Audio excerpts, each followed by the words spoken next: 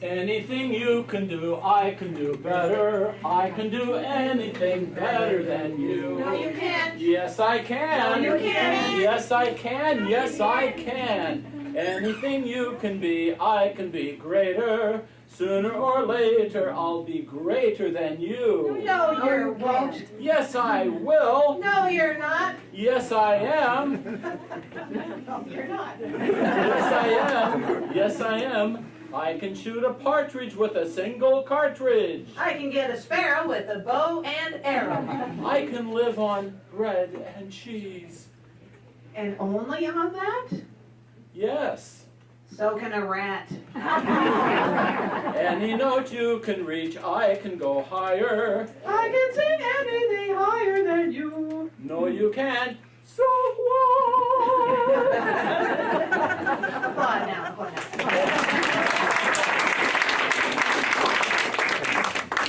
So part of my history comes from the Middle West.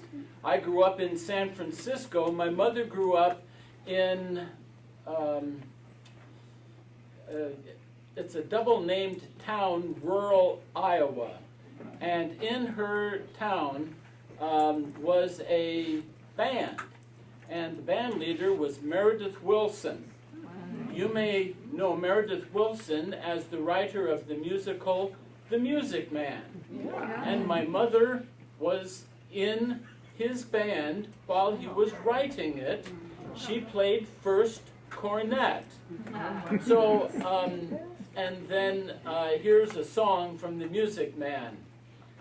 It's about Gary, Indiana, a wonderful name, named for Elbert Gary of judiciary fame. Gary, Indiana, as a Shakespeare would say, trips along softly on the tongue this way. Gary, Indiana, Gary, Indiana, Gary, Indiana. Let me say it once again. Gary, Indiana, Gary, Indiana. That's the town that knew me when.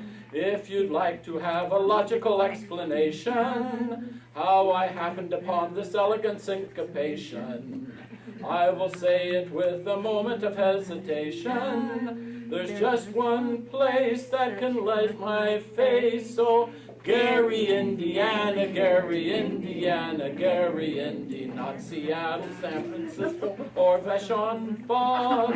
Gary, Indiana, Gary, Indiana, Gary, Indiana, my home sweet home.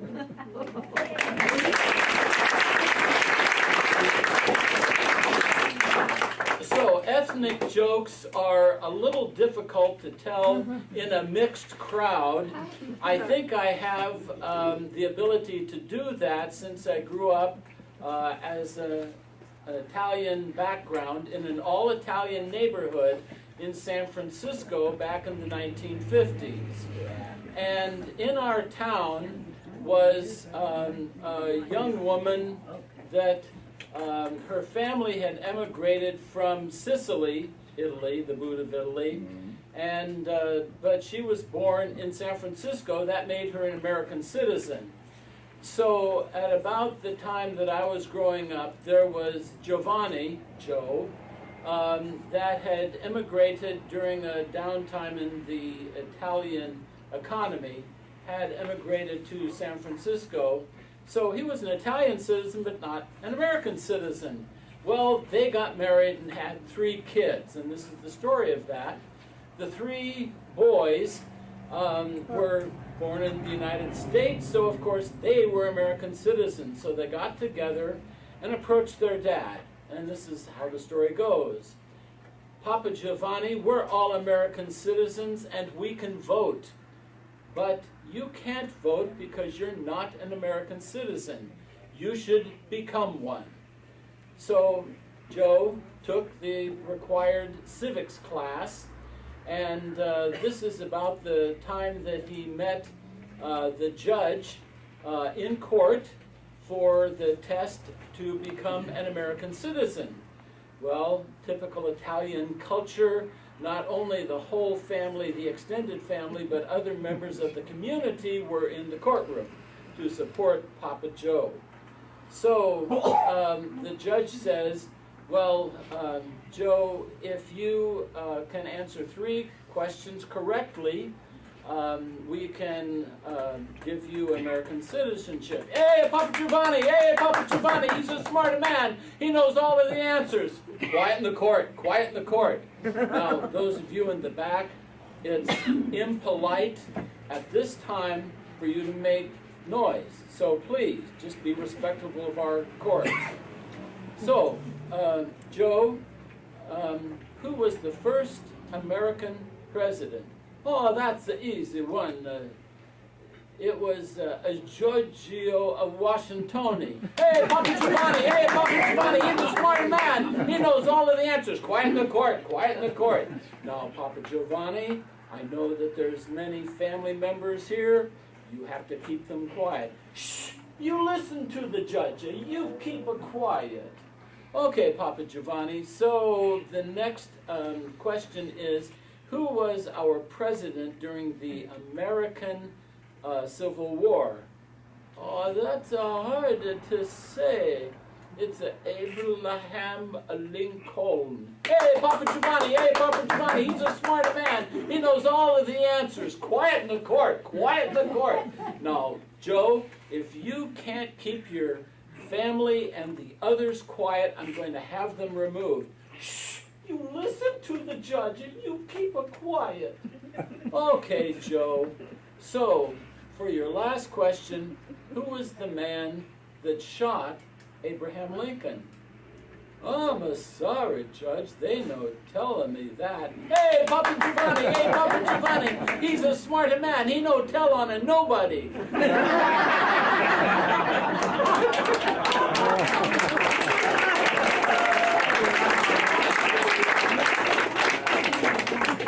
So, do I have the time? Yeah, okay. So, our family, the family name is Farrar, which is similar to ferrous metals, you know, ferrous metals, iron. And our family came from the area between Venice and Verona, which is the town of Romeo and Juliet.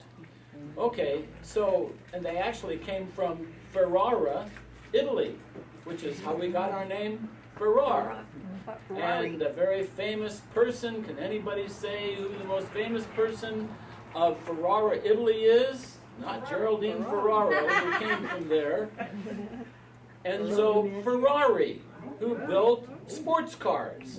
Okay, because he was in the metal industry. So this is, and Venice is known for its canals and for its singing boatmen. And this is a boatman song, and the song is about, come sail with me. De ti testa fanciulla alla luna, spanderà si caro sul mar. Veni meco t'aspetta la bruna, fida barca del tuo marinar. Ma tu dorme, non pensa, tuo fido, ma non dormi la viva d'amor. Io la notte volo sul lido, ed il giorno a te volo nel cor. Vieni sul mar, vieni a vogar, sentirai la brezza del tuo marinar. Come, come, sail with me, row gently with me, then through the limitless oceans of love, your pilot I'll be.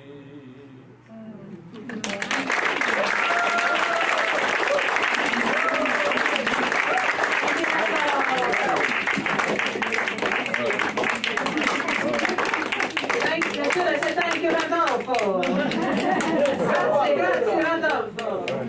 Now I have John Moore, who's our famous island, one of our famous island artisans. Who's I'm gonna just hand it over to you. Randolph, would you come back here for a minute?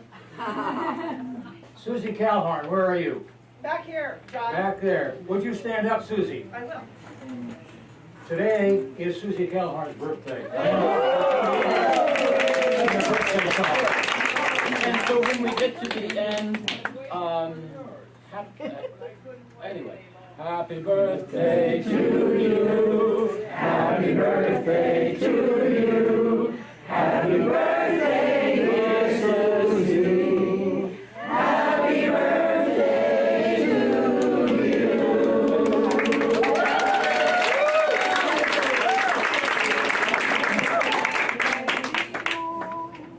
I have to admit, I am totally outclassed being here. And I'm not sure why they asked me to come to a talent show. I'm more of a show and tell.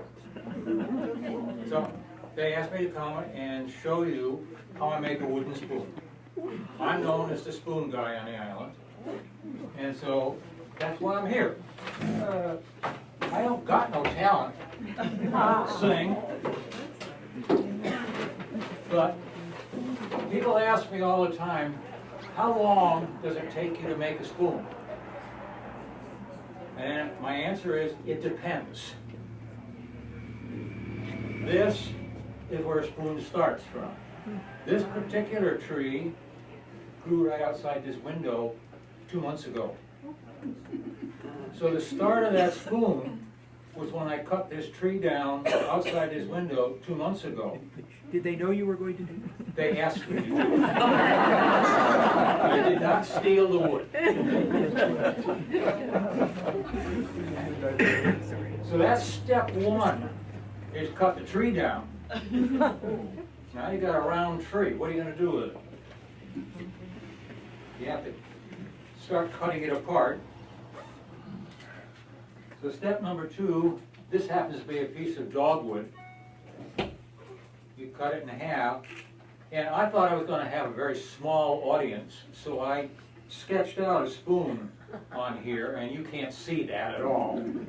But believe me, there's the outline of a spoon on that half of the tree. Step number two. Step number three is then you make a spoon blank, and I do that on a bandsaw. Step number four, you start hollowing it out. That's done with some chisels.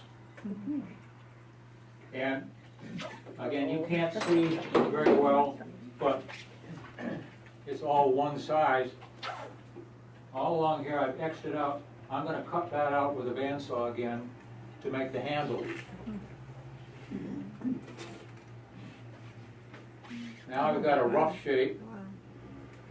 And some of you up in the front can see the tool marks on the back of the spoon. Those all have to be taken off. And what I do is smooth with a chisel and then a heck of a lot of sandpaper. I order sheets of sandpaper by the 100 sheets at a time. So that's how much time it takes me to do it. The final thing is you now have a smooth spoon. How much time does that take? Again, it varies. It can go anywhere from an hour to these two spoons, lathes that I finished up this morning. I'm somewhere in between 5 and 6 hours. Now, spoons can go everywhere from the ladle size, 12 to 14 inches. I even made a paella spoon for a commercial paella maker, and it was 4 feet long. But I also make, and if you come to Saturday Market, you can see some of my miniature spoons. And I make some of them even half the size of these. So, often people ask me again, you know, what are you using for tools? A simple knife, only it costs about $75 because it's exceedingly hard steel. Steel is hardened on what they call a Rockwell scale. The average knife is hardened on a Rockwell scale to about 45 to 50. This is hardened up to a scale of 65. It takes forever and ever to get it sharp. Once it's sharp, it takes forever and ever to dull it. But you can sit, and I'm not going to make a whole lot of stuff on the floor here because somebody else is going to trip and fall on it. But I do a lot of just plain whittling with a knife like this. And again, I didn't bring my big chisels, again, because they're so darn sharp that I didn't want anybody to get cut. So that's show and tell. That's how you make a spoon.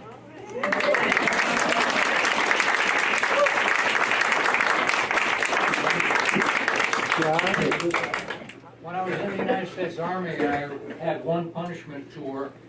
I was at Fort Benning, Georgia.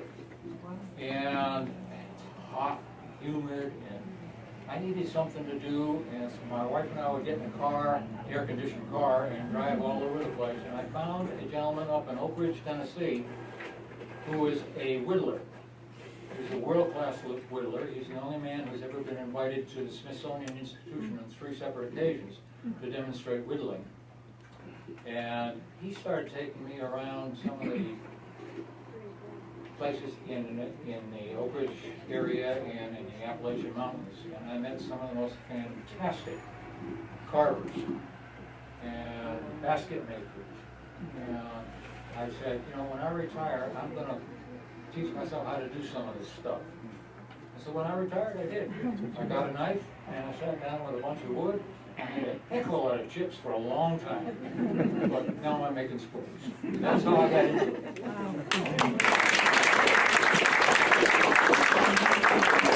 Thank you, John. Yes, you are too talented. Very talented. He's talented, yes. We'll have a variety show. We'll call it a variety show instead of the talent show. All right. Better show and tell. Yeah, show and tell. We'll have a show and tell. Okay, Gordon. Gordon has shared with us before. Gordon, I found out, is a talented man of more than one kind of genre. He's an artist, he's a musician, he's a singer. I don't know what else he has in store, but today he's going to play the fiddle for us. Do you have any words of wisdom to share? I'm honored to be part of the star-studded cast. And especially honored to be playing with my friend Lawrence over here, looking at his great friend.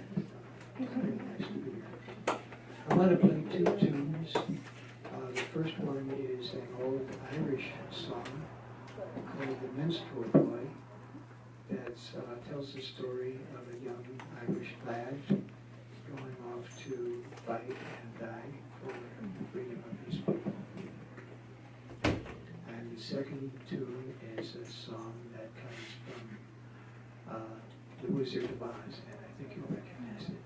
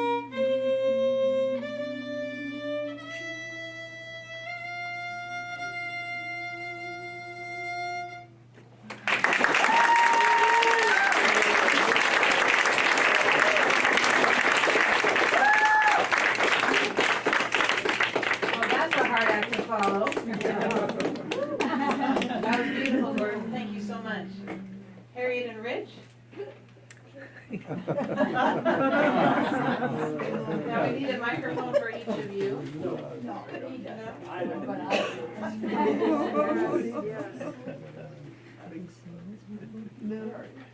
Big spud, big what? Big spud? Potatoes, big spuds. I'm a petite fingerling. Well, a girl potato and a boy potato had eyes. And finally, they got married and had a little sweet potato, who they called Yam. Of course, they wanted the best for Yam. When it was time, they told her about the facts of life. They warned her about going out and getting half-baked, so she wouldn't get accidentally mashed and get a bad name for herself, like hot potato, and end up with a bunch of tater tots. Yam said not to worry. No spud would get her into the sack and make a rotten potato out of her. But, on the other hand, she wouldn't stay home and become a couch potato either.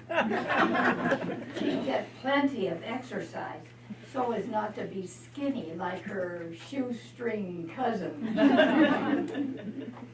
When she went off to Europe, Mr. and Mrs. Potato told Yam to watch out for the hard-boiled guys from Ireland and the greasy guys from France, and they called them French fries. And when she went out west, to watch out for the cowboys and Indians, so she wouldn't get scalloped. It gets better. Yam said she would stay on the straight and narrow and wouldn't associate with those high-class Yukon golds.